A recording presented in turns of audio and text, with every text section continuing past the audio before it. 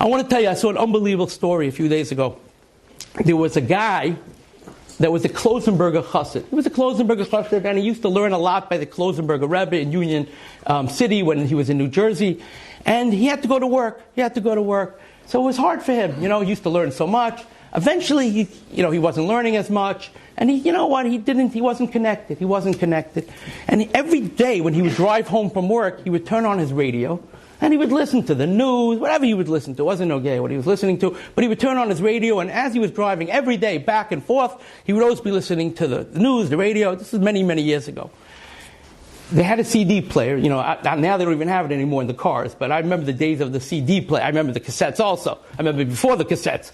But yeah, I'm aging myself. But I do remember when they had... So this was like 30 years ago. They started to get CD players. And you know what? His people in his work, they used to put out the CDs of the Rebbe. The Rebbe would give a lecture, and he'd put out the CDs. They'd put out the CDs on the table there. So he takes one of the CDs, and he puts it in his pocket, and he's driving home, and he turns on the radio, and he says, I don't learn anything. I used to learn.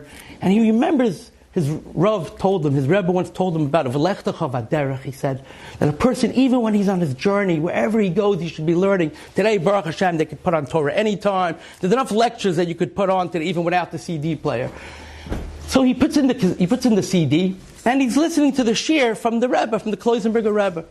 All of a sudden, he hears a big honk, and he wakes up, and he looks ahead, he sees he's going 70 miles an hour on the Garden State Parkway, he said, and a car slowed down, and he fell asleep, and he almost smacked into this car, would have killed him. But he woke up from the honk, but he's thinking, why would somebody honk him when he's in back of the guy? So he quickly turns around and he doesn't see anyone. And he realized that the honk came from the CD. The Rebbe was giving a lecture outside, and on the CD, there was a honk from someone outside. So the honk that he got from the CD saved his life. So he realized the V'lechtecha v'derech, because he was listening to this shiur, it saved his life.